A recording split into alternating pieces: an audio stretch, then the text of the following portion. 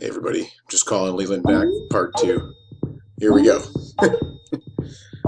Finally got it ready to go.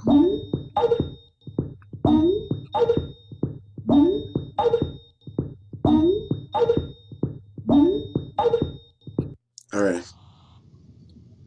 Hey Jeff, how's it going, man? Hey buddy, finally got that figured out. Sorry about that. That's no problem. I'll just turn off the music that I got going here. All Okay. right. I'm just going to welcome everybody back to part two with Leland here. I know everybody got a few really good positive comments, and I'm excited. I think we left off somewhere around magic mushrooms, actually, shamanic mushrooms, I think. Yeah. And I actually just wanted to give a heads up too that I got Sylvia Ivanova coming on to talk to on Thursday. She's Megaliths.org. No Really, kidding. really awesome chick. I love Sylvie. She's going to have lots of good stuff to share with us. So anybody who wants to check that out, that'll be going before I leave for the Dominican on Oh, Friday morning. nice. Yeah. Yeah, I'm really looking forward to hearing that show. I've watched a couple of her videos on YouTube, and man, she is doing some incredible work, right? She's astonishing. So, yeah, definitely you'll probably want to check some of that out. So let's get going, buddy. I've been waiting to get back into this. So what do you got for us today? Yeah, for today's episode, I think maybe I'll start off with a little bit of a summary, just in case anyone didn't see part one, but I'll just make it brief so that everyone's sort of up to speed, sort of thing. Sounds good. And then as we go, I guess I'll get on to my new information about how this coin helped me possibly solve the location of Atlantis and a couple other things that we'll get into. I'm just trying to set up the Facebook chat here so that it can go while we're doing the slides at the same time. See if I can get it going. All right, well, doesn't look like the Facebook chat's working too good, but maybe I'll just work on that as we go. Right, I guess I'll put up the first slides then. Let's begin. Yeah.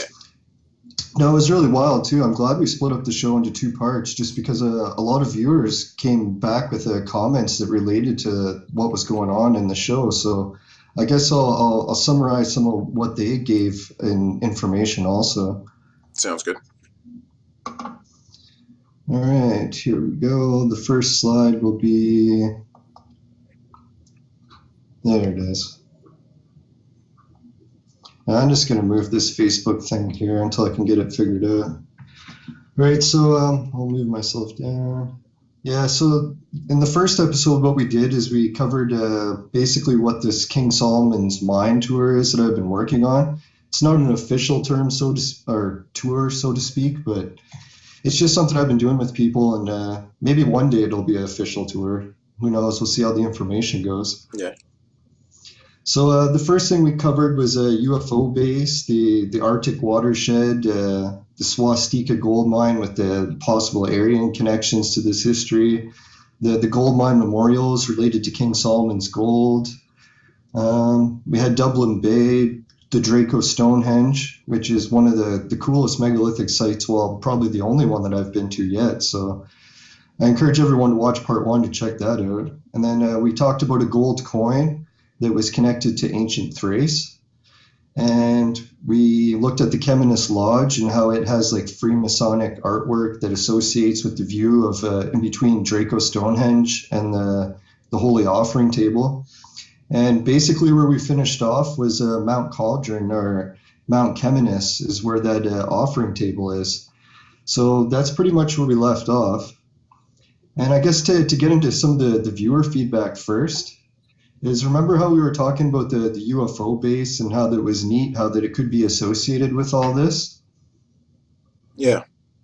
Well, basically one of my viewers pointed out to me that the ancient megalithic sites are usually located on different points. And a lot of these points people think are like ley lines and stuff. You've heard a lot about ley lines, I'm sure, right? Yeah, for sure. Okay, so I guess when it comes to ley lines, it's a little bit of guesswork involved. Like, there's different researchers all over the internet who've posted different pictures and grids about what ley lines look like, and no one's 100% sure, like, to agree on what the exact grid of ley lines is. But what the viewer pointed out to me was that what is it, the megalithic stone sites all over, I think it is Scotland or Ireland, somewhere in Europe there, that they're not only just on ley lines, but they're also located on volcanic activity, like ancient super calderas and stuff like that. Eh? Yeah, anywhere there's seismic activity, similar Yeah. kind of to this area as well, right? So I thought that's what a really good point of evidence for this theory is, because up here, the UFO base is actually built on top of a dormant super caldera also. Hmm. So this whole area has had like a bunch of different volcanoes that popped up, and they must have been, I guess, millions of years old now. But Oh yeah, yeah, so that's pretty striking that all these sites, like the Draco Stonehenge, the Offering Table, and all these possibly megalithic sites are located on volcanic activity. So we can't say for sure that they're on ley lines, but we definitely can say for sure that it's on the volcanic activity. yeah, So as far as scientific evidence goes, I think that's a pretty good one too, because I don't know, this next point isn't really like scientific or anything, but excuse me, sorry. no problem. We covered at the beginning of the show how light beings gave me a coin that helped me research all this stuff, and then one of the viewers popped up with a really cool comment saying that we're freaking him out because that he has that same coin too. And then I got to asking him, I'm like, so where did you get this coin? Does it have anything to do with the Freemasons and whatnot? And yeah, and he was saying that, yeah, where is it? He picked up the coin at the Prince Hall Freemason Lodge, about close to where he lives. And I guess that they were selling some of the stuff, like clearing out of Freemason Lodge, and he went in there buying stuff. And lo and behold, the same coin that the light beings gave me is popular in Freemason lodges. So I don't know if that's another coincidence, but it seems kind of strange to me. Yeah, definitely.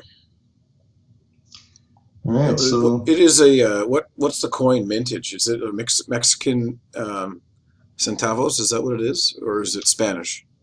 here, I'll bring up the slide I got for it, Yeah. because that one's a little bit hard to see. Let's see here. The slides. Just gotta move this over. Because I mean, some of my listeners and followers are expert on coins and stuff like that. Like I don't know a lot about different types of individual coins and whatnot, but some of these guys. Okay, cool. Yeah, So maybe they they could might. help out with that. So it looks like it's a Mexican centavos. So it should be silver if it's 1964. Yeah, this is the exact coin here. Yeah. So it's got like the Mayan and then the or the whoever you want to call him. But yeah, Yeah, I'm so not sure. that's it's a fairly generic coin, but again, it's a symbolism, right? And then if it's in certain places, then obviously they're using it as a symbolism as well. Yeah. Just my webcam froze on me, so I'm gonna reboot it. Oh, okay. I've got the chat going too on my phone, so I can see people's comments when they get in there. Oh, it's sick. Yeah, well, that's good. At least we'll still be able to monitor the comments then. Yeah, I wasn't able to see that last time, so it's a bit better. All right, cool. All right, so I don't need to bother digging in these settings and trying to get that set up again. The irritating thing with Facebook is like when you do a chat, it's like every time you have to link it individually. It's like I wish it worked like YouTube where you could just link it and it would be good for good, but Yeah, no kidding. oh well, I'm sure Facebook will work out something on that in the future. Yeah, I would think so. They're getting a bit better at the interactive stuff, so. Yeah. All right, here we go.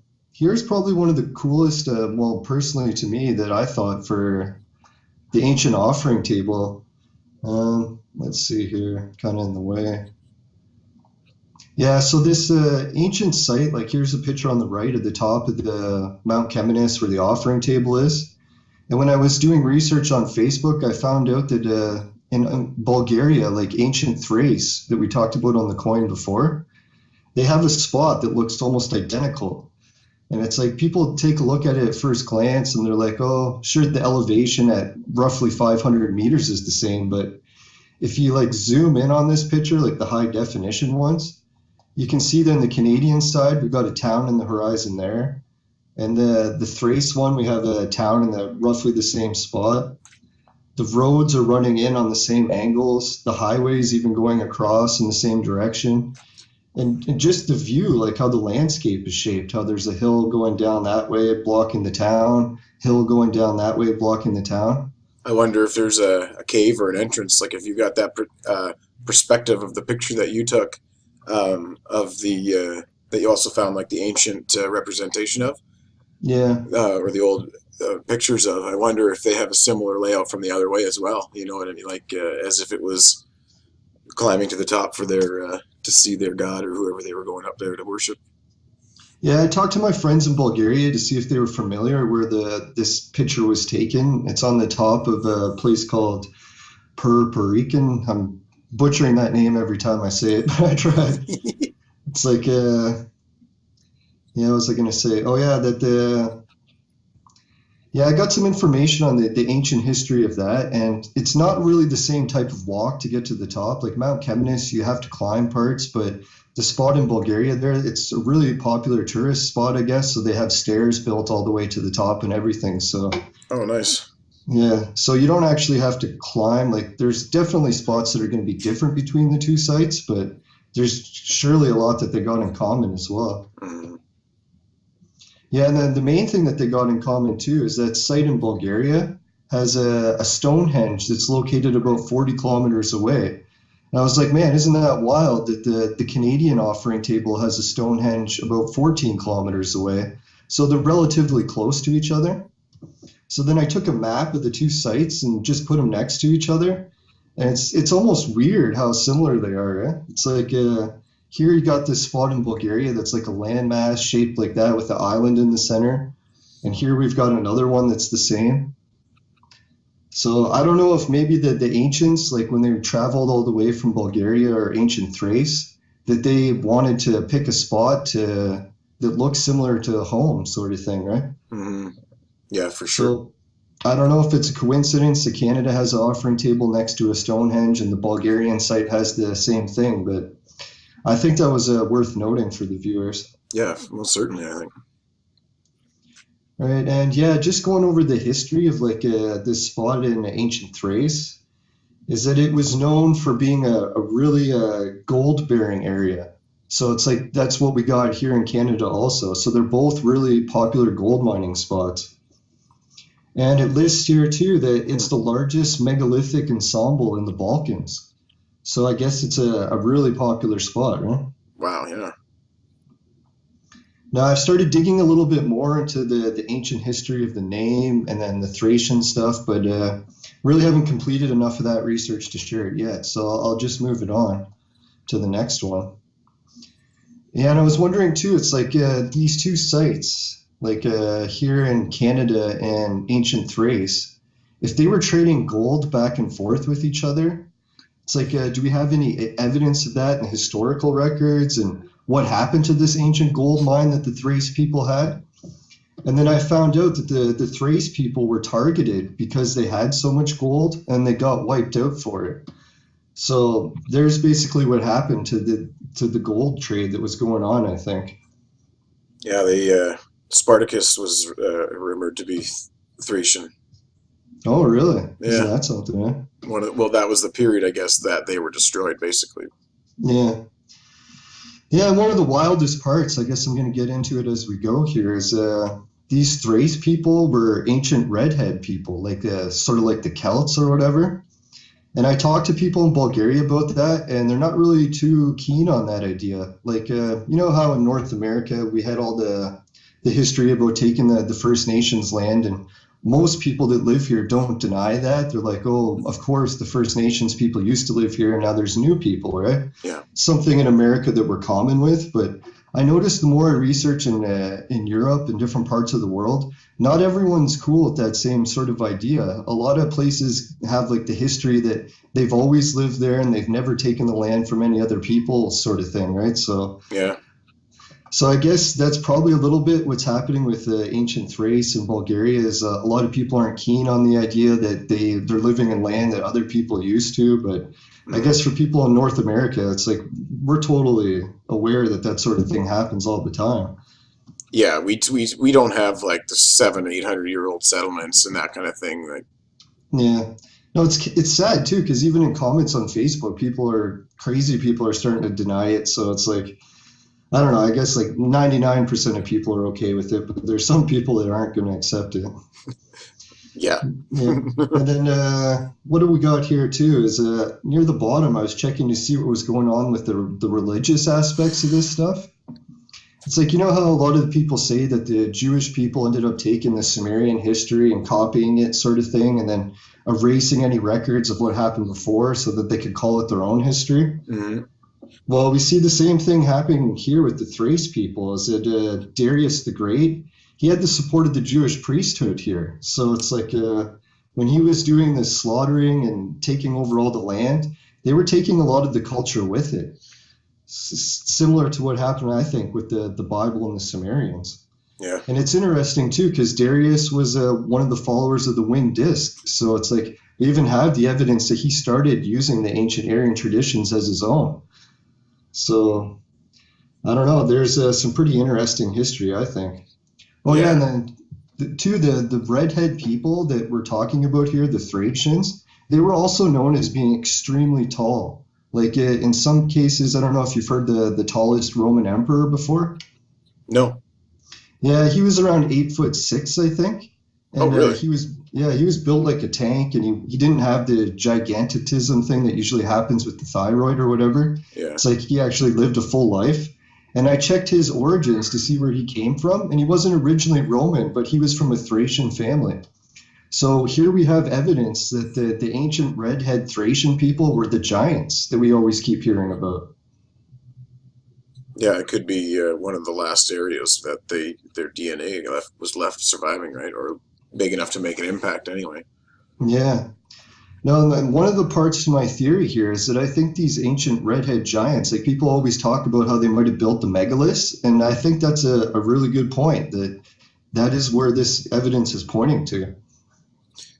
Yeah, definitely. Yeah, would stand to reason because just a sheer size of some of these things, right? Yeah.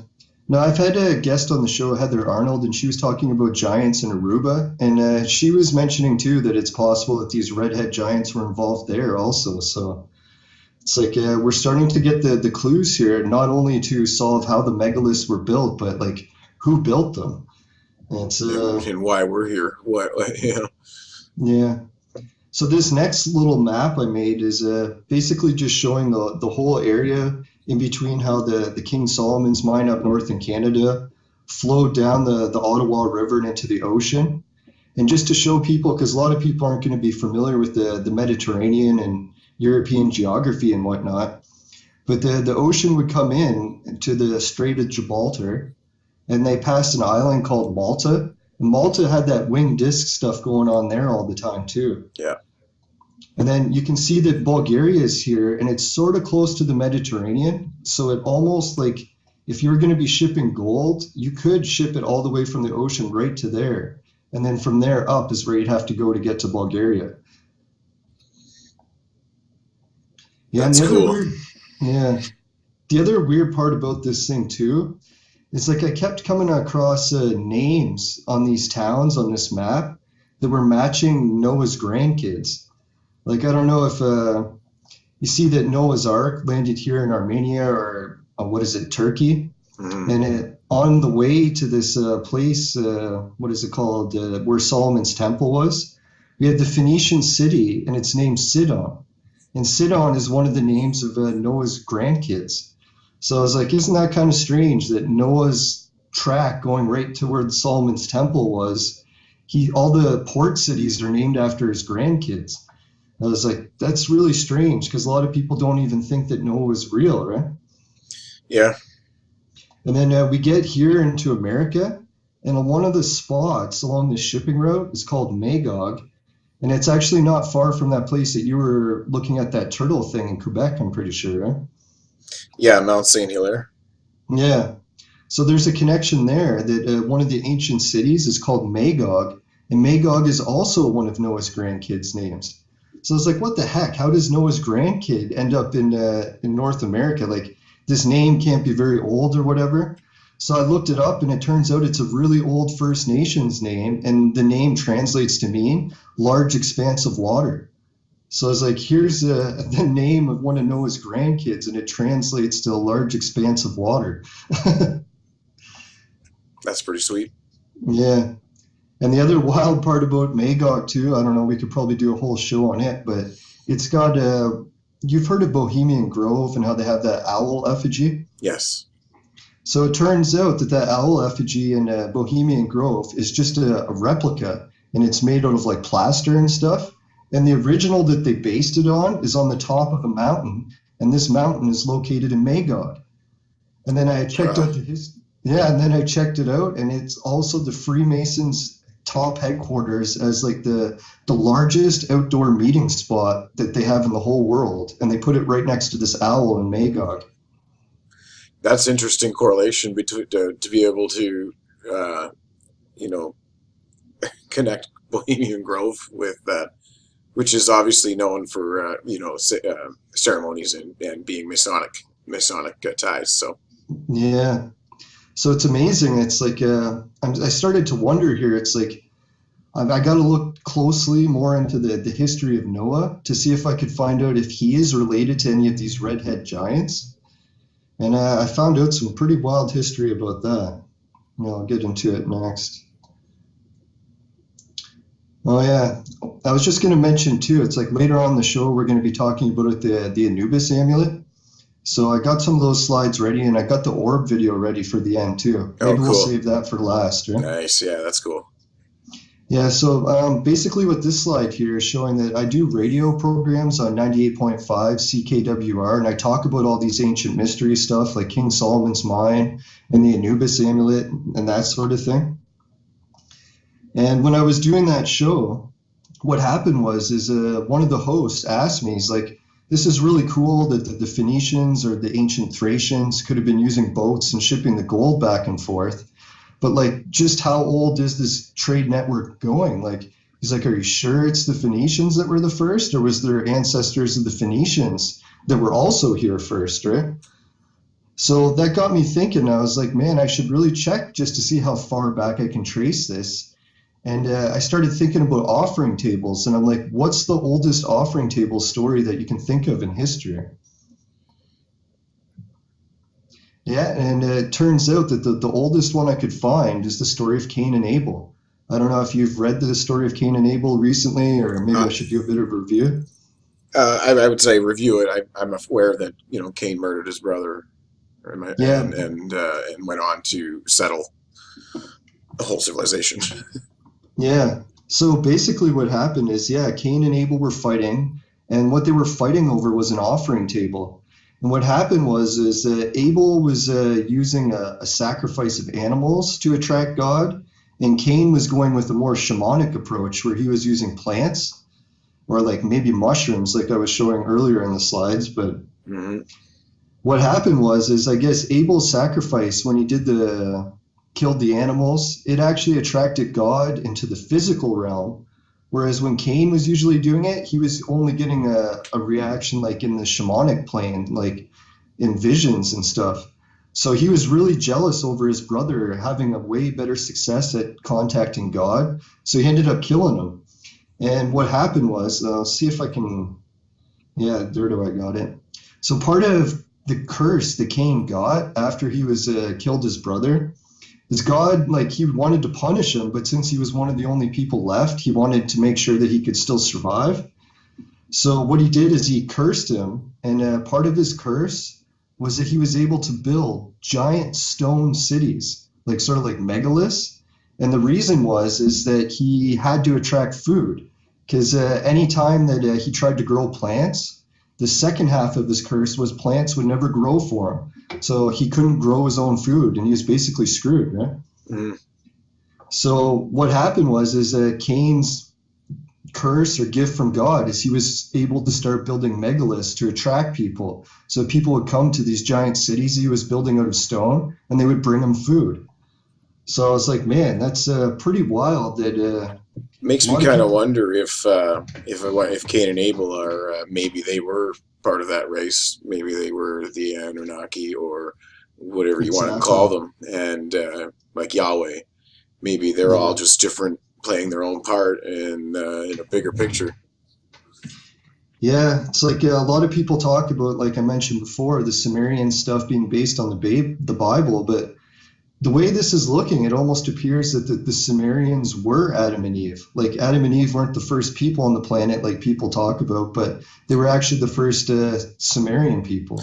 Yeah, a lot of information now is lending to say that um, it was those ancients that did breed with the first versions of humans, and that's kind of how they set their dynasties up. And that also that these were the weaker versions of their race, and that they were being punished. Yeah, yeah, it's an interesting idea. But I put just like the map of where the Bulgaria Stonehenge and offering table was, and I put the Canadian version on a map. And then I started to notice like the Mesopotamian symbology built right into the planet. Like Iceland and Greenland are almost lined up like the two pillars in between them. I know they don't match very well on this map, but if it's on a globe, I think it would actually fit a lot better.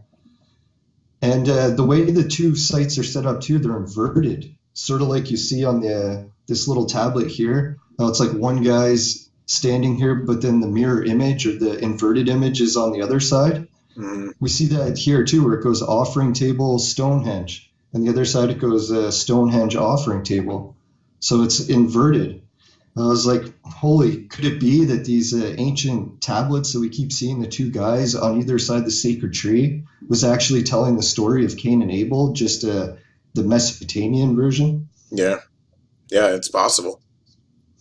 Yeah, so I was thinking there's no way in heck that this is going to be possible, that Cain actually came all the way over to Canada as his banishment to Nod, because like the Bible says that he got banished really far away and that he was wandering. So it's like, okay, in order for us to check if this really was where Cain was here in North America, we have to find a city called Enoch, because the Bible talks that when he got banished, one of the first things he did is he built a giant city and he named it after his son Enoch. And then I was like, okay, we'll just check over America and find no cities called Enoch that are ancient. And case solved, it's not the case, right? But lo and behold, when I checked it up, it turns out that the Aztec legend talks about a hero that wandered from way far up north, and he ended up building a city, and it was called T Enoch Titlan. And I don't know if anyone's familiar with the language, but they usually put that T in Titlan at the beginning and end of a lot of words. So it's like, here we go. Here's the evidence that shows that Enoch was actually the city in South America. Yeah. Well, and they also know that they've discovered now that all that blue, I can't remember the name of it, what the element is, but the blue clay or whatever that they used a lot of as well, is actually found in Georgia. That was the closest site. Wow.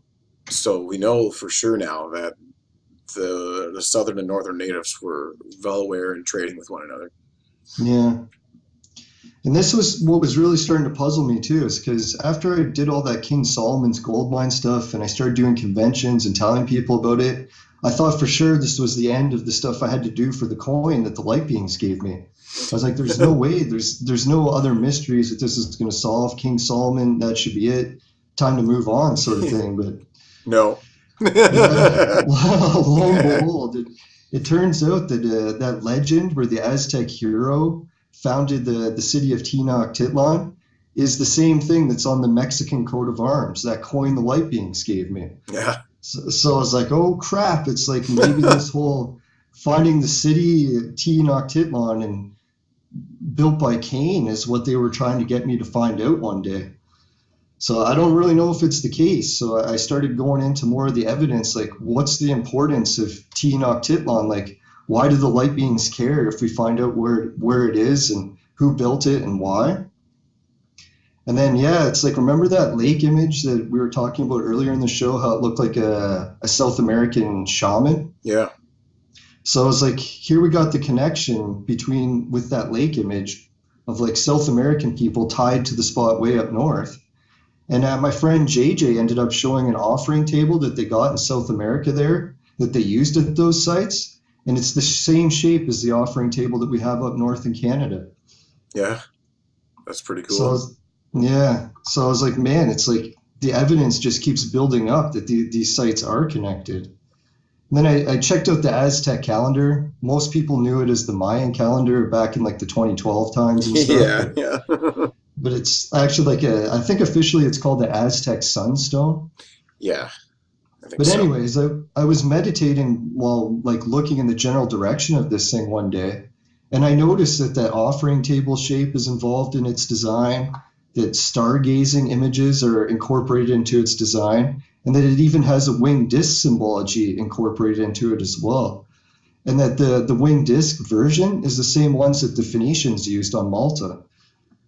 Yeah. So yeah, and then I had another guest on the Magi show who was talking about these this face here at the bottom. It's actually inside of a serpent that's called the Markara, I think it is. I'll have to go back into the archive and get the exact pronunciation of that, but it's like we see the two inverted heads that we usually see on the Sumerian stuff or Mesopotamian, right? Yeah. And he came up with a whole ton of evidence about the history of these serpents eating people, how it connects to the ancient, what is the stuff in India called again, the Vedic? Yes. Yeah, so it has a lot of connections to that. I was like, what the heck do the Aztecs and the Vedics and Cain and all this have in common? So I started digging a little bit more. Yeah, and I found out that the Aztec name is basically people from Aztlan. And Aztlan is known as the place of whiteness or the place of seven caves. And a lot of researchers tried to link this back to Mesopotamia, but the problem was is a lot of the early researchers believed that Mesopotamia didn't have any ancient Aryans, which turns out to be the case that we found out later in history. Like just a couple of years ago, we learned that it was the case with the DNA testing. Mm-hmm. And then if we dig into the linguistic evidence, like remember how we were talking about on the show before? It's like if Iranian people or Aryans actually existed or not, and who they are and what they look like, sort of thing. Yeah. Well, I was digging into that, and the Zoroastrian people are basically the descendants of the ancient Aryans that lived in Iran. So it's like they're basically saying that they're the bloodline of Aryans, and it's white people. And I was like, well, isn't that weird? Like, we don't see many people in Iran that are white, basically, right? And what they were telling me is that over the time, like through colonization and stuff, even their bloodlines aren't pure Aryan anymore. It's like they've That's bred right. with other people and, all over the place, right? So Yeah.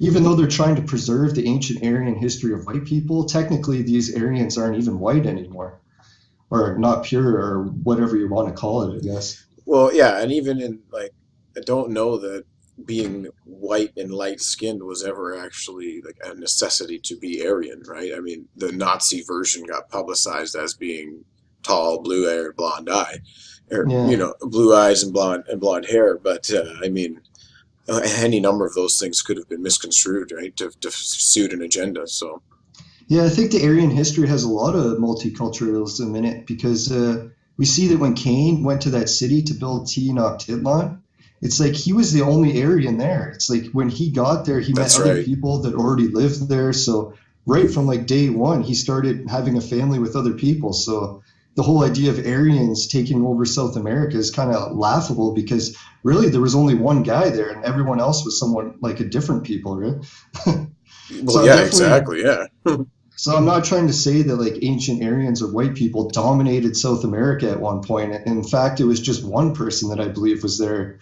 And we hear the same thing in legends too, like Viracocha, how he was like an ancient white person, right? Yes, for sure. Yeah. And, So and yeah, no doubt a special being of some kind, a different and was wanted to be worshipped. I think too, a bit of an ego maybe, but yeah, definitely stuck doing whatever he was doing. yeah. So the slide that I got up here now is just a language comparison that the Aryans in Iran were telling me to look up. And it's basically you take the words from Indo-Iranian or Aryan, and they seem to match the Vedic words, and they also seem to match the Avestan words from India. Yeah, So it's like we're starting to see that these ancient Aryan guys really had quite the influence on Mesopotamia, or even the whole area, like India, and straight across Asia. Yep. yeah, pretty much all the Mediterranean area also. So what I'm going to do too is I'm having a guest on the show in the future. His name's Kevin Najuan, and he knows what is it, the Ojibwe culture, and a lot of their words match on this chart as well. So I was like, when That's he's on really the cool. yeah, so when he's on the show next time, I'm going to show him the slide and see if he can help me add some more words, or like add a whole column to it for the Ojibwe Yeah, language. from a North American native perspective, that would be really cool to really tie Yeah. those ancient cultures again. Yeah, and it's like I'm not trying to propose the theory that the Aryans gave all the First Nations people their history. It's like I checked into the legends, and the First Nations people had their own ways of contacting the creator, and they managed to get very similar information, like how to build megaliths out of wood instead of stone, like totem poles.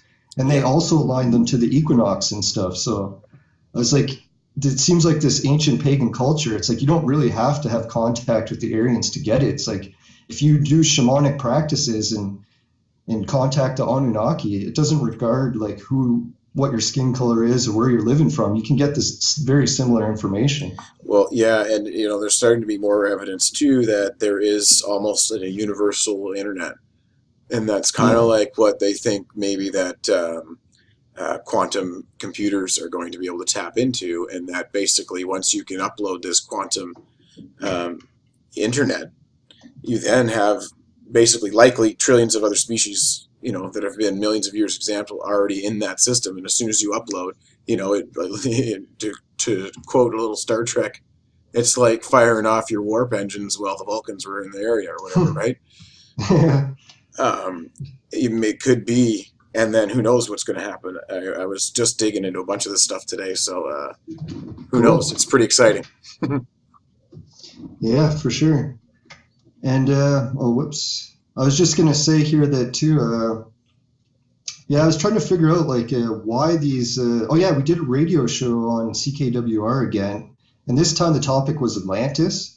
And when I was talking all about Atlantis and I did all the research, I started to notice like, wait a minute, all of the information that we're getting about Atlantis keeps pointing at Tenochtitlan as being Atlantis. So I'm like, what the heck? And here's a map that I put, like one of the most famous quotes out of Plato. Here, I'll put the map back on. Is Plato always said that the Atlantis was located beyond the Straits of Gibraltar, right? Yeah. And if you look at where Gibraltar is and where it's pointing to, it points right to Tenochtitlan. And one of the things that goes over is that Bimini Road that Edgar Casey talked about too, right? Yeah. Yeah. In the Bahamas. Yeah. So I was like, holy crap! It's like, Well, and could it they found possibly? literally that they have sonar evidence of pyramids off the shore of the Azores Islands, which is really where if Atlantis was in the Atlantic Ocean, that's going to be right on one of the rings of it. That's for sure. Yeah. No, I was just looking at that today before I was on the show too about the different pyramid scans, and people are debating it. And the whole thing usually comes up is people always expect to find Atlantis underwater, right? Hmm. Because that whole part of the flood mythology with Plato and how Atlantis was destroyed by a flood. So I checked Tenochtitlan's history to see what happened to it, and they have the same thing where legends about how the people that originally lived there fell out of favor with the gods, and they got destroyed by a flood. I was like, and then Tenochtitlan ended up getting populated again after. Well, So I was like, is it the floating city? yeah, see, that's the thing. It's see if I can bring that up on the next slide here. Yeah, here's a picture of what Tenochtitlan looked like, or people believe it looked like. Yeah, and it used to be inside of a huge lake. And the problem is people don't think that Tenochtitlan is Atlantis because today it's located underneath Mexico City, and then that's not water type area, right? Hmm. But what happened is when the Spanish came in and invaded, like in the what year? I guess the 1600s or whatever. Yeah. When they invaded, one of the first things they did is they drained the lake. So it's like this whole water that used to surround Tenochtitlan isn't there anymore. So when people are looking for a place like Atlantis that's hidden underwater, the water used to be there, but it's not anymore. So it tends to throw people off, right? Hmm.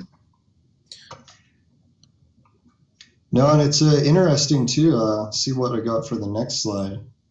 is some people have drawn the shape of Tenochtitlan to be the same as the offering table. And we had a slide on the show on the first part where it shows like all the cities that trace back to these ancient Aryans, like King Solomon and all the different pyramid shapes and even Stonehenge are all the same shape. So, I just and it talked, lost you here again. We froze up in Skype.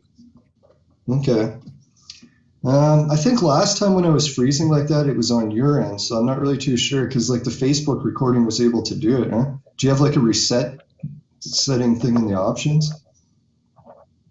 No, it's just Skype, right? I'm just recording Oh yeah. the Okay. So Skype. maybe let's do a Skype reset then. Huh? Yeah, okay, All right. sounds good.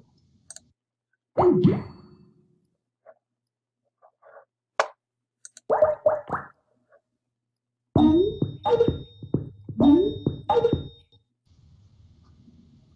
There we go. Did There, that work? Or? yeah, that's all better again. That's really weird how it did because that's how we had to end last time. Yeah. No. Sometimes I wonder once you get into the controversial topics, all of a sudden Skype starts acting up. Right? I swear it is today earlier. Like I said, I was looking into some really interesting stuff, Antarctica wise and everything, and I had to reboot my computer 3 separate times. Oh, no kidding. Yeah, it was. Like, but I mean, it is. It's weird that stuff just happens to go off like that. Yeah. No, I was just going to mention too that this city Tenochtitlan, the main reason I think it's Atlantis is because it was such a huge city. Like it was considered the biggest city in the world at one point, where it had over 200,000 people living in it, right? Yeah, for sure. So really, all the evidence seems to be pointing there. And I was like, how come no one in like all these researchers over the years never came to this conclusion before? And then lo and behold, I found out that the Nazis did. So it's like that's why people aren't talking about this theory too much. Is that whole Nazi propaganda thing again? Hmm. They've been basically telling people that Atlantis is underneath Mexico for what over 50 years, and no one listens to them. Well, rightfully so, I guess, with everything that happened. Like, who wants to be involved with the Nazi researcher? Well, yeah, it's tough, but I mean, they didn't have any problems with letting those same Nazi researchers develop all the weapons and rockets of the United States use today. Yeah, So like Warner von hypocrisy Braun. runs wild.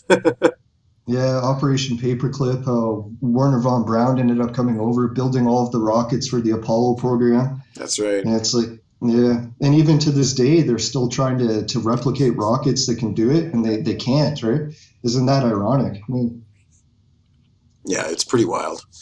Can we take a 20-minute break and then get going again here? I just got to put my son to bed. yeah, sure, that's no problem. And I'll get you ready to catch my breath and stuff. Sounds good.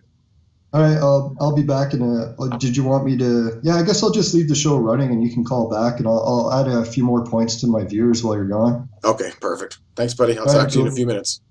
All right, cool. Thanks so much. All All right, right, so so where do we leave off? yeah, I was just talking to the viewers of the show here about some of the other stuff coming up, so I'll just have to bring up the slide where we left off. Which one was it? Oh yeah, we were just about to talk about Viracocha. And it's like Viracocha is like considered one of the ancient gods or whatever from South America. And he's described as being a white person. And everyone thought that was weird that there would be a white bearded person in South America back then. Hmm. But the theory that I'm going on here is that there was very few, like only a couple red-haired people or these red-haired giants that were there. There wasn't a giant, like a huge population of them. And we even see that too. It's like, have you ever seen where the mummies in South America come up? Every once in a while, they'll find one with like a elongated skull and red hair, and Yeah, they say that they're very different from all the other people that are in the area. So they're almost like singled out to be royalty or whatever. Chachapoyu, I think. Chachapoyu Yeah. mummies. All right. So I did manage to get the Facebook chat linked while you were gone too. So now we can see the comments on the screen. Oh, cool. And the other thing is now my webcam froze, so I'm just gonna correct that quick. No, I I'm so glad I found a way to reset the webcam without having to restart the stream. oh, I that's good. just, yeah, I just switch it to another feed and then switch it back, and then it works. All right, I'm There we back. go. All right, so have you ever noticed like Richard Casaro does a lot of awesome work in this, where these guys from like ancient times are holding on to the two outstretched rods. Yeah. So are you familiar with that? What that symbology means, or No, I'm not familiar with that at all, actually. all right, Other cool, than the images, I mean, I recognize the images. yeah. No, there's some really neat Freemason work. They talk about how that guy holding his outstretched arms is actually this symbol here in the middle, and then that's whoops, there it is. It's basically the constellation of Orion. And then the point of this is that Orion's belt, these three stars, point right to Sirius. And Sirius is the star that we have to do all this stargazing with for the Magi stuff, right? And some people weren't sure that that's really the case, but you can look even on King Tut's throne. It's like he has his leg bent in the exact same way when he's holding these, right? Mm, So I don't know if that's really a coincidence, but to me, I think that there's a connection there. Yeah, and then each one of these cultures, it's like interesting that even the old pagans in like Europe, they were all into this stuff too. And then if you go by the Table of Nations, have you ever heard of that book before? the Table of Nations? No. Yeah, it's basically an old pagan text, like from the Celts and their ancient history and stuff. And they talk about how all the nations can trace back to Noah. And then they list all the bloodlines in the order of who connects to who. And it was like laughed at for generations. The church made fun of it. And basically, what they were saying is that all these ancient Aryan people or European people trace back to the Aryans or the Anunnaki. And we got some of the cases here of like the Anunnaki, the Sumerians, the Canaanites, the Phoenicians, the people from Denmark, Siberia, England. So we definitely see the evidence that this Aryan history was pretty much like a global thing at one point. Yeah, definitely. And then I started digging a little deeper. This was, I think, yeah, it was just yesterday that I got the information for this slide. Like I was trying to say that Cain and Abel could possibly be from the Bulgarian area, just because it's like the up north of the Holy Land. So there's a researcher in Bulgaria who's been looking at cave art, like ancient drawings inside of caves. And it turns out that the Bulgarian cave art is about some of the oldest examples we see of the holding the two arms out like this for the Sirius imagery. Mm, So if Cain and Abel really were in that Bulgaria area, we should be finding the cave art. And lo and behold, just yesterday, I got help finding the cave art that matches it. And then this symbol here, like the I, Y, and the I, it's I guess a Bulgarian word, and they weren't even 100% sure on what the origins of this word were. And I looked it up, and some academics pointed that it could be the sun, but the sun was still like an iffy thing. They weren't sure. So I think it really wasn't the sun. It was the symbology of the Sirius star. mm. No, and people are going to laugh too, like this ancient idea in Bulgaria, but it was just, I think last year, a scientific paper came out, and some of the oldest human remains in the world have been found in Bulgaria. So there's definitely some ancient history going on there. Well, it's right in the sweet spot. I mean, it's close Yeah, to Turkey and the Mediterranean, right? Like you said, yeah, that whole region's full of them. yeah. No, and then I checked out the bloodline maps, like just looking at where Cain and Abel fit into it. And you can see here on the side where it goes from Cain to Enoch and to Tubal Cain. And Tubal Cain was one of the most prominent people in Freemasonry. Like he's often, his name is the password that gets you into lodges. Oh yeah. And then it looks like Tubal Cain, when Tenochtitlan was going to be destroyed, he managed to escape, made it all the way back to the Mediterranean, and he managed to sneak his way on the ark with Noah. And if anyone thinks that's a funny idea, just look into some Freemason books and you'll find them writing about that all the time. And do you remember that movie Noah that came out just like, a few years ago? Was it Russell Crowe was the star of it, I Yeah, think? Russell Crowe. Yeah, I Yeah. didn't actually. I never saw that one.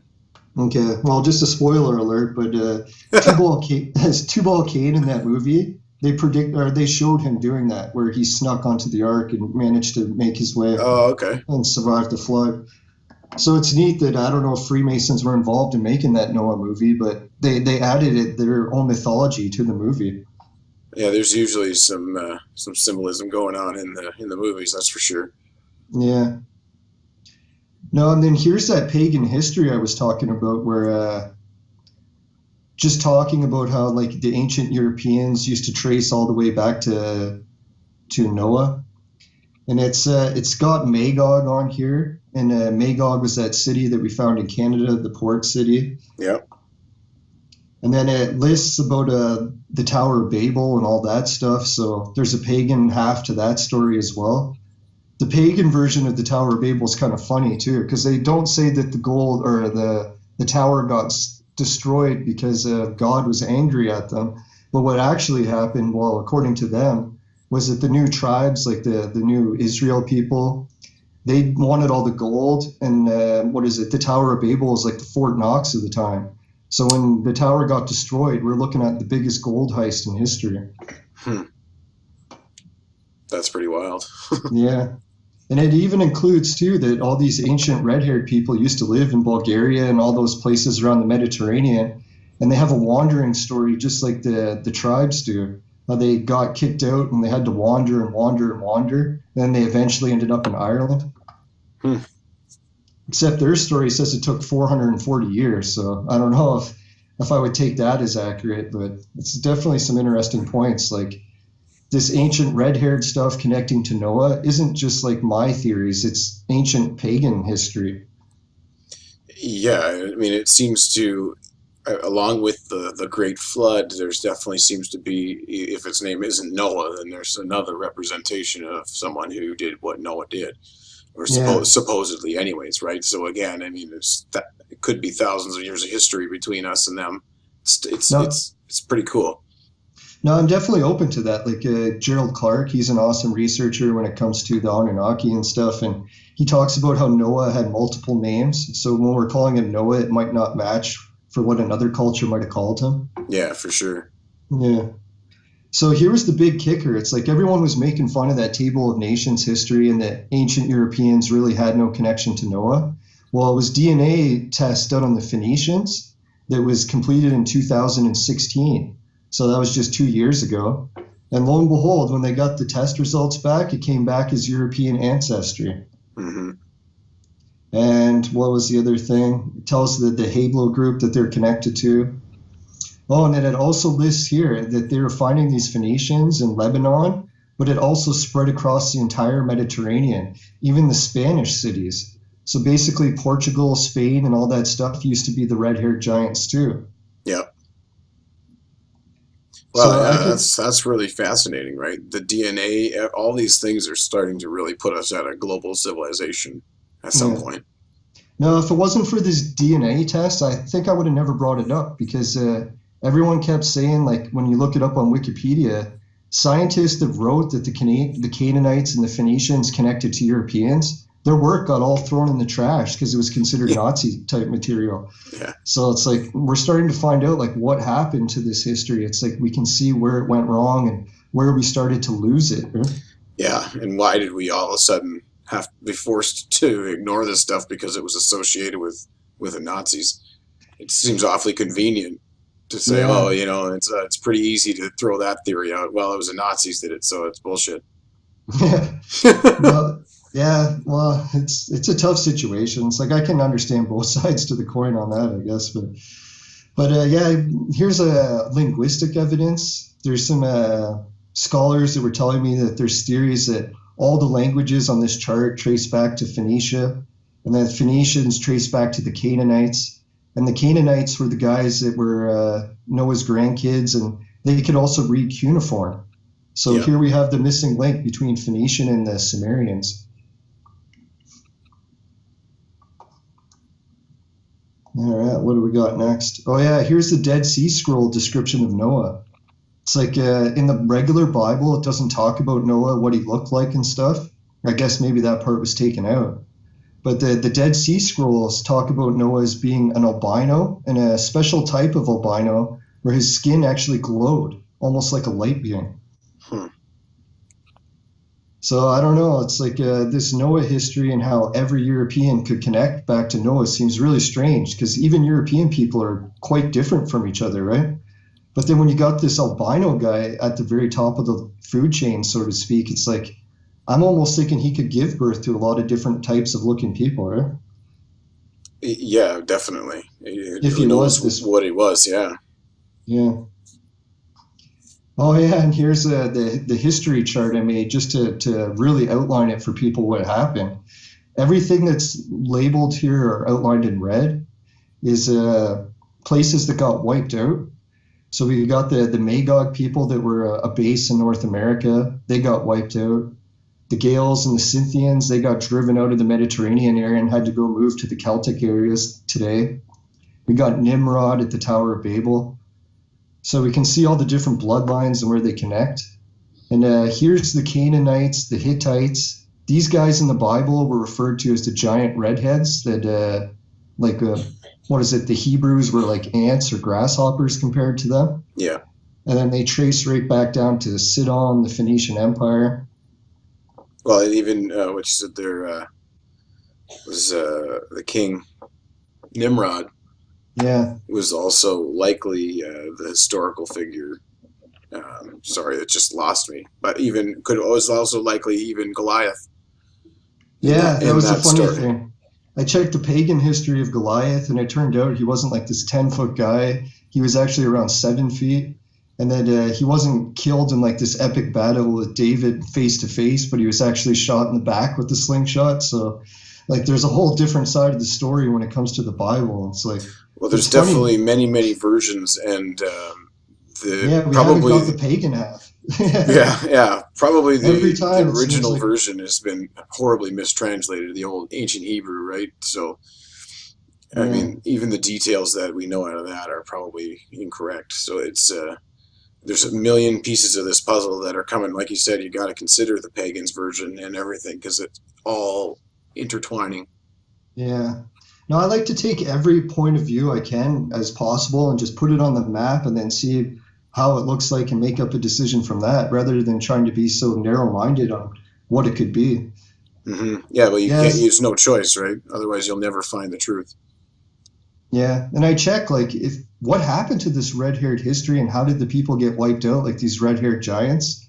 And I found the verse in Deuteronomy 20:17. And it says the Hebrews were given the instructions that you shall not leave alive anything that breathes. Utterly destroy them, the Hittites and the Amorites, the Canaanites, as you were commanded. And the reason is so that they won't teach you. So it's like, what were these Canaanites going to teach us? It's like they Yeah, were going to teach us the red-haired history of our planet, and even dating back to Atlantis, it's like that would have yeah, been some pretty wild stuff they could have taught us. yeah. I would think that there was some serious knowledge there. Yeah. Okay, so next I got the King Solomon's tour again. So that was pretty much the history that I gathered from the offering table. And the last thing on this tour list is the highway. I was like, it's neat how all these different sites are on this highway. There's the Swastika Town, there's the coin, there's the Draco Stonehenge, there's the offering table, all on one highway. So I was like, shit, I should really check to see where this highway is going, like further, right? And see if there's anything else on. And lo and behold, if you take this highway straight for what is it, about 13-hour drive, it ends up on New York City. And it turns out to be the exact same road that the Yankee Stadium is on. Oh yeah, So isn't that funny? It's like people always talk about clues and ancient mysteries being hidden in plain sight. Well, here, some of the most biggest ancient sites solving all the mysteries that we're looking for happens to be on the same street as Yankee Stadium. yeah, If that isn't more hidden in plain sight, I don't know how much more we could get. Huh? yeah. That's pretty spectacular. Yeah. So I guess one of the spots that we talked about earlier, that's pretty much it for the tour. Because remember how I was talking about how the ancient offering table was giving me information about going to Manitoulin Island? Yep. So Yeah, Dreamer's Rock. so here's a picture of the First Nations people's what is it, Dreamer's Rock. And Yeah, basically what I found out with the history of Dreamers Rock is it's a place where all the shamans in the past had to go there and try dreaming. And if they could dream, they could communicate with the creator. And I don't know if it's a coincidence, but the creator, when he talked to these people in the dreams, he asked them to look into a bowl of liquid so that he could show them stuff. I was like, oh, I'm almost like that offering table technology again. Yeah, And then, a bowl of yeah, mercury so maybe. yeah. So I was wondering, it's like, is there any way in the future that like we keep advancing technology, like making faster cars, faster planes, faster spaceships? Well, maybe in the future we're going to enhance our shamanic abilities as well. That's like one technology we haven't really worked on. It's been thousands of years, I think, since humans were, experiencing grounding and doing these things to really get more in tune with the universal web. I guess that's a good way to put it. Maybe is right that being able to access this fiber of information that is must be traveling. Like there's got to be something there, right? Yeah. Yeah, so I checked to find out if I could see any information about dreams and like where is dreaming technology going? And it's like what universities are doing stuff on dreams. And this is the weirdest part. Like when it comes to the shamanic stuff, is there was a study here. Maybe I'll just make myself disappear for a second. It's there was a university, I guess, in the Netherlands who was doing studies on how smoking weed or marijuana or pot, whatever you want to call it, has a negative effect on your dreams. That it can actually, the people they tested, it what is it? It hinders their dreams. But then there was an opposite effect, is that if people stop smoking weed, they're like chronic weed smokers, they get a rebounding effect. And basically what happens when you get the rebounding effect, all of a sudden your dreams are enhanced by like 1,000 times. You dream more vividly, you dream longer. And it was like, I think maybe this is one of the clues that like there is a shamanic principle according to dreams that we're just on the verge of starting to understand. That's interesting. Yeah. So one of the other things, like when I was working on using that ancient offering table, is I started getting visions and dreams about what kind of an invention I should make. So I guess I got the invention clip ready. Is it all right if I air it here now, or? Yeah, sure. Go ahead, bud. All right, cool. And I guess maybe what I'll do is I'll play the music on this end, so it plays through the speakers, and then you'll be able to hear it on your end too. Because I noticed when I use XSplit, it's like the sound doesn't want to carry through. Mm. But the old school method is just blaring it on my stereo. So, all right, we'll be back in a second, folks, and I'll just play the video clip quick.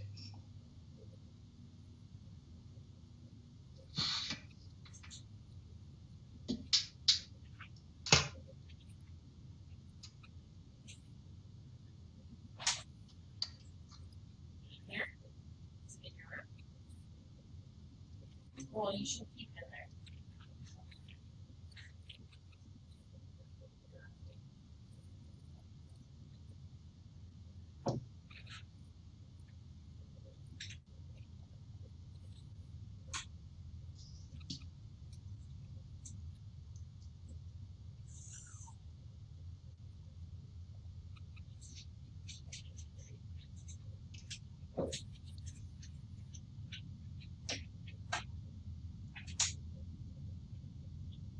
There we go.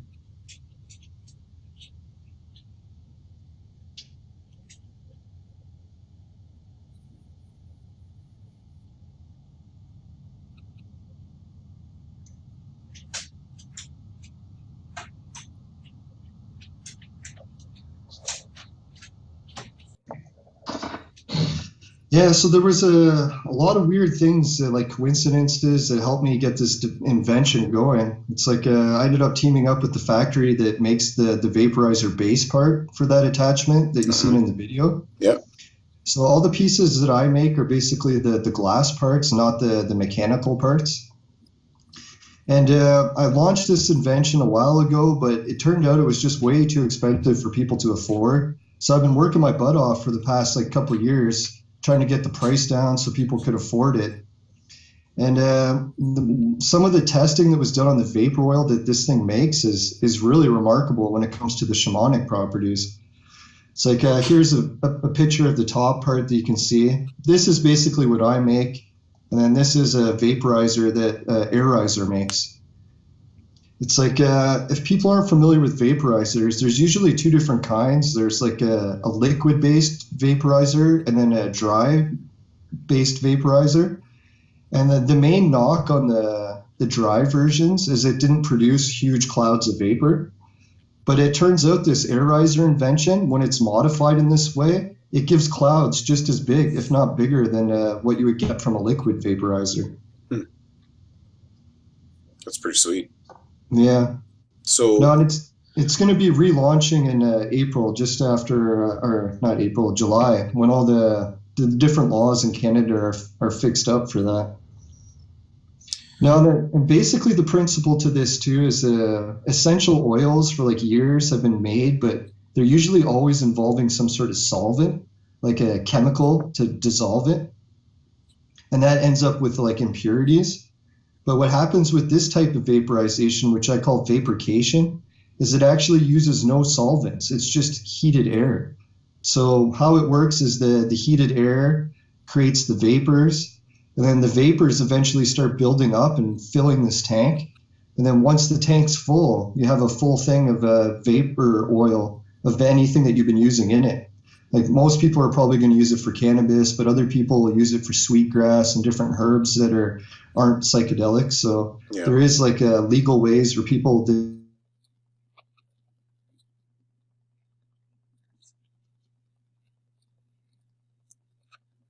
I just lost audio of you. Can you hear me still? I guess maybe I'll go over with you. There we go. Oh, you're back? Yep. Okay, cool. No, and then the problem with my invention too was that it was hard to get the vapor oil out of the thing. So basically what we have here is I made a modification with the help of some factories that are going to make it easier to pour it out. So that's one thing people can look forward to in the 2.0 model when it launches. So basically it's collecting the resin for you. The resin term is a little bit iffy because with resin that implies that you burned it in order to get it. But with vaporizing, it doesn't actually burn at any point. It just heats it up. Well, residue then. So it's the leftover residue from the vapors. Yeah. Is essentially what we're calling oil then? Yeah. I coined the term vapor oil just because it's an oil that's made from vapors. Okay. But it's basically similar to essential oils. Like people that are into essential oils will know what I'm talking about there. Yeah. So I'm hoping in the future that like people keep using my invention to either make their own essential oils from different sweetgrass and different stuff. But there also is, when legalization comes in Canada, the shamanic properties that this is going to offer. Yeah, for sure. That's what really interests me is not just that side of it, but definitely the essential oils and being able to process your own organics. You can, because we have a garden full of herbs and stuff that are highly medicinal, the oils. Yeah. No, I'm hoping like maybe that this wasn't just a coincidence that I had this dream to make this, but it's really going to help push forward some different aspects of like our technology, like not only for the shamanic purposes of using it on Dreamer's Rock, but from possibly medical. I don't want to claim medical things because you can get in big trouble for that, but it'd be neat to have somebody research it in the future and see if there is any grounds for medical research to be done. Oh, and the other weird part about vapor oil is like, how I talked about cannabis, how it blocked the dreaming effect? Well, in the synthesification process of this vapor oil, it takes out that property. So you're still able to use this vapor oil and have the incredibly vivid dreams. I'm not sure why that's happening. I guess we'll have to get some tests done in the future. And yeah, go ahead. One of the other coolest features I noticed about vapor oil is that if you make it out of hemp or cannabis, it's super, super sticky. It's like most people talk about using alcohol and stuff to dissolve stuff, but this stuff is immune to alcohol. You can put 100% pure alcohol into it. Doesn't have any effect on it whatsoever. Wow. And then I was thinking like the only chemical that you can use to clean it off is gasoline. And I was like, oh, that's one of the properties for making plastics. Yeah. So I was thinking in the future, people are going to start using this invention to replace the fossil fuels that we use to make plastics. In I like a think it natural would, polymer. yeah. And it'd be kind of nice too, because like when you drink water out of a plastic bottle, it always tastes like crappy plastic, right? Yeah. Pretty sure if it had a cannabis taste to it, there'd be a few other people that wouldn't mind it so much, right? No, so I got my invention going to a couple different shops, but no one's been too keen on it yet until the price comes down. So I guess that'll be a big thing for July. It'll be coming soon. Yep. That's awesome. Yeah, thanks. And then there's that guy that I mentioned on the show previously, Kevin Najwan, how he talks about First Nations history a lot. He runs a group that's called the Eighth Generation Infinity Network.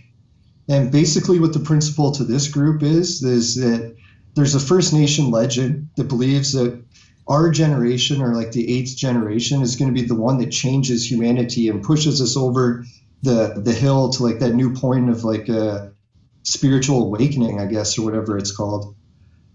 So it's pretty wild. I think like, here, I'll put on the next slide. There's like if anyone hasn't heard of the medicine wheel before, each color represents different things like elements in nature, but it also represents the different people around the planet. And I was thinking the creator actually put the clues to our ancient mysteries in small parts in each of the different people around the planet. So unless we start researching the history of each culture, we're not really going to get the full picture. That's a really good way of looking at it. Yeah. I think because it goes into every little piece, every story, whether it's written or verbal. There's Yeah. so many similarities.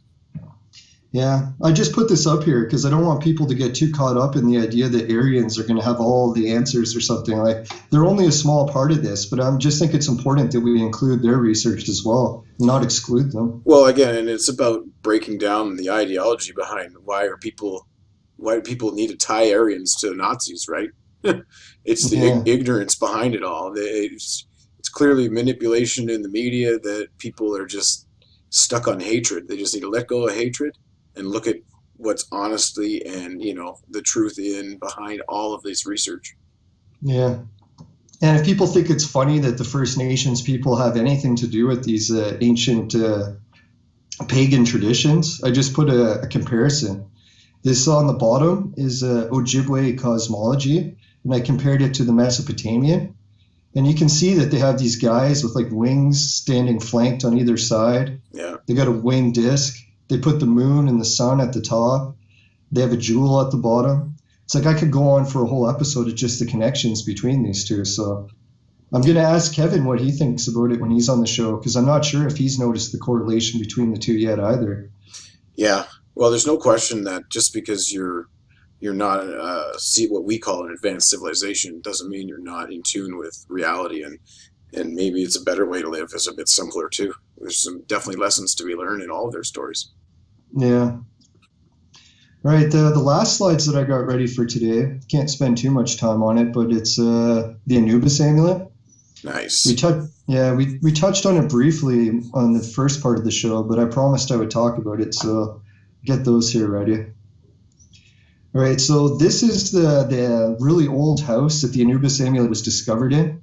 And basically how the story goes is my family wanted to buy a farmhouse, and this really old rundown farmhouse, I guess, was the only thing that they could afford. And it took a lot to fix it up. Like you could see it was almost in ruins at the point when we got it, right? Yeah. Just so my listeners and watchers here, Leland was passed down from, it was your aunt, I believe, right? Yeah, she was the one who discovered it in a warming oven in the house, hidden it away like in the back of it. So, and this was what appeared to be like an antique, ancient, perhaps Anubis amulet, correct? Yeah, that's Okay. the next slide I'll bring up. Okay, perfect. Yeah, this is a picture of the amulet, and she wasn't sure what it was, but she knew that I was researching ancient mysteries, so she showed it to me to see if I could find out a match for it. And right away, I started thinking, man, this thing looks like Anubis, right? It's like if you put it next to a statue of Anubis, they're near identical. And this spot along his neck, it looks like it was used to tie this ribbon that Anubis used to have. And the way his eyes are designed, they're very similar. He's got lines down his back, just like the Anubis amulet.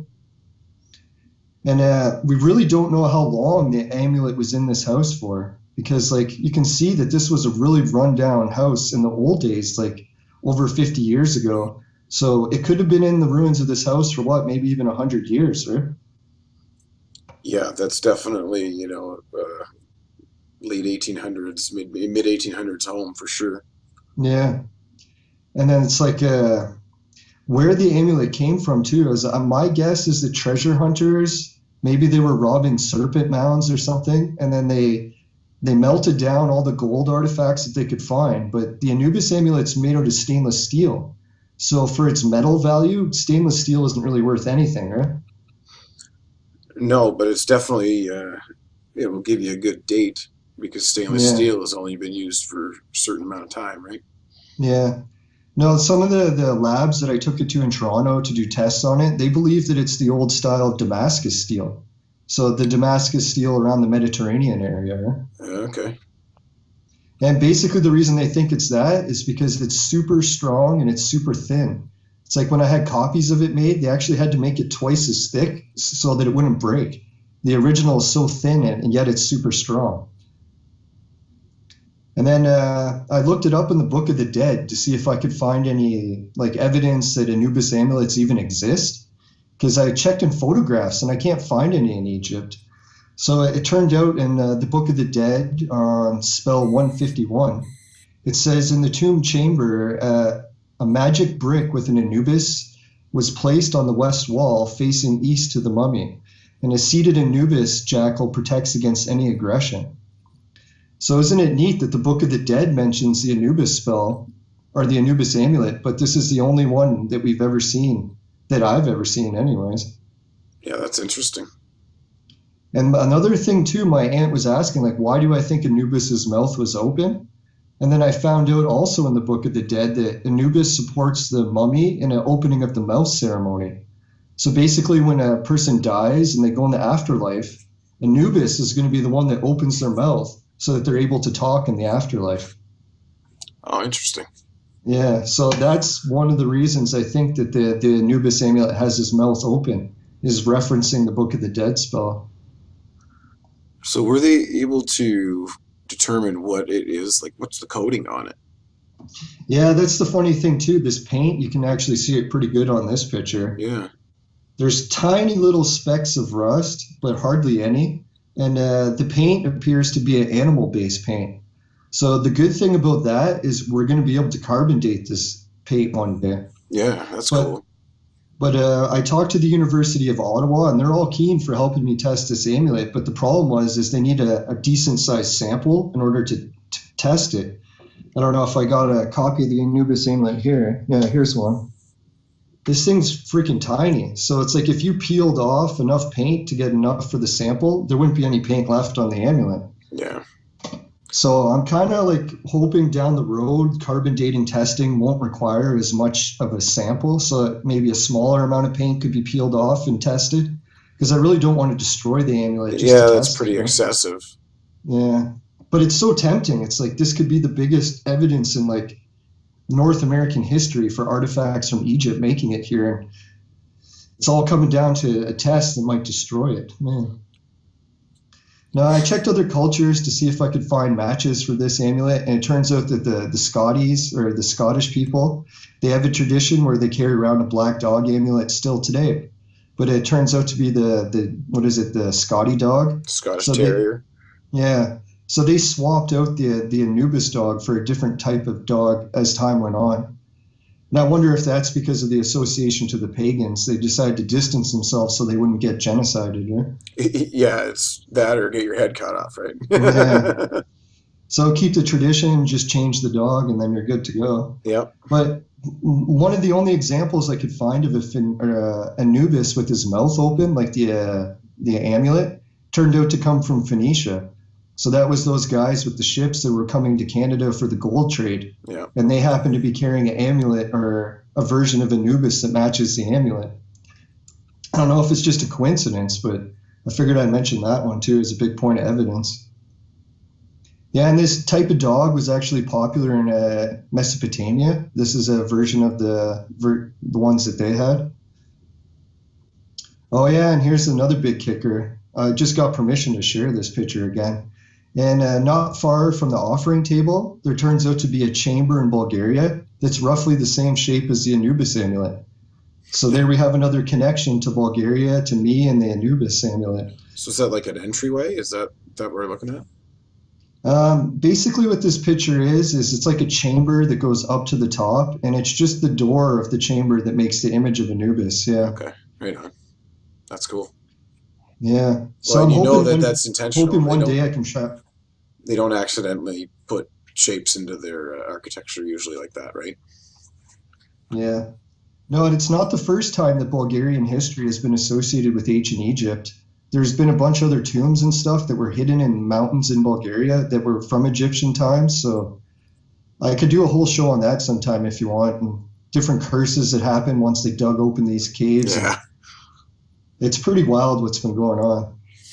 So yeah, so that's basically what I wonder too, is if that's how I contacted the light beings one day, is because I've been in contact with this Anubis amulet for so long, right?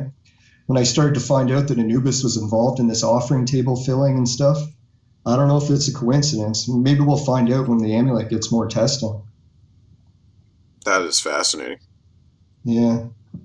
I think that you're definitely onto something. I I believe that we're still just scraping the surface, and I guess the biggest battle that people like yourself must have to face is just the blinding criticism that comes with years of indoctrination of society and whatnot, and being unable to accept the possibility of something different. So, I mean, it's probably getting a bit better, I'm assuming, but still a long way to go, right? Yeah, this past August, I had a convention booth in Toronto, and I was sharing all this research with people. And I'd say the reception of it was like maybe 80 to 75% of people would just make fun of me and laugh and stuff. But the people that did like it were so knowledgeable that it was worth it. Yeah. It's like I talked to some students that used to work at the ROM in Toronto, and they gave me the contact information for the head Egyptologist for the museum. Perfect. Yeah, so I've sort of got my foot in the door, so to speak, with some students that actually loved the amulet. I gave them copies of it, so cool. We'll find out soon what the Egyptology professor has to say about it. It's like, I'm not really convinced that they're going to like it, but hey, it's worth checking it out, right? They'll like it until No, I wouldn't tell them about the rest of your theory right away, maybe, Ben. Yeah, that's for sure. I'm definitely not going to mention the light beings. Yeah. No, usually mentioning the light beings is where a lot of conversation ends. Especially if you're dealing with someone with a degree and a doctorate and that type of stuff. They don't want that speculation on them. So Yeah. Unfortunately, but I think that's pretty much all the time I got tonight. Is there anything else you wanted to show? No, I was just going to say that, I've got to head out soon too, that I've got a radio show coming up tonight at 10:30. We're going to be talking about artificial intelligence. So if anyone wants to log in or not, I guess you could log on to the internet and watch the show. It'll be on CKWR 98.5, and they have a website with the free stream and everything. Make sure you send me all those links too, so I can put them in these videos and stuff with you. So that way, Sure. Those guys get a bit of promo there as well, hopefully, because you guys are all doing really wonderful stuff over there as well. If I'm around, I'm going to definitely check that out too, because I love it. I think you live close enough that you could almost tune in if you had a really good antenna. I probably could actually I should check that out. Actually, I'll sit in my car and listen, maybe. No, I appreciate you having me on the show, because I haven't really had a chance to tell my whole theory to someone before, and doing an episode about it where it's just me talking seems like it's too much. So, well, I appreciate that you let me do it in a couple episodes, and because, like I said, I'm always fascinated by all these new innovative ideas, especially when they're close to home. Like, I grew up in Northern Ontario, and never in my wildest dreams did I think that anything near those areas would be like that, because again, what I was taught to believe. So It's real refreshing to know that there's people like you that are close by, and they're on a similar wavelength, anyways, as far as being open minded and just Yeah, willing to really beat down some stereotypes too, right? Like, every corner you yeah, probably deal with people talking, associating with the Aryans and the Nazis, but it's just yeah. information. No, I think one day times are going to change, and if this information turns out to be true, it's like, man, we found out who the ancient mound builders and everything were. So That's right. yeah, it's tracing back to the giant redheads. That's right. The Halo hymn, perhaps. So, Yeah. yeah, again, anytime you got some new information, feel free to contact me. Let me know. We'll get you out here and talking again, because I love speaking with you. You All are, right. are, Cool. are a wealth of knowledge. I really appreciate you taking the time out of your couple days to speak to me and share this stuff, man. So keep going. Yeah. You're doing Yeah. awesome. Thanks. Thanks. Yeah, the information I presented here is maybe about 10% of what I collected so far. So definitely could do a few more episodes. Right on, brother. All right. Well, we'll stay in touch, and then when I get back from my vacation, we'll get on again and do some more. All right. Have a good trip, man. Right Thanks for on. having me on. Take care, Leland. Thanks a lot, man. Yeah. Yeah. Take Bye. care, Jeff. See you. All right, everybody. How about that? So, what a great interview. Thank you all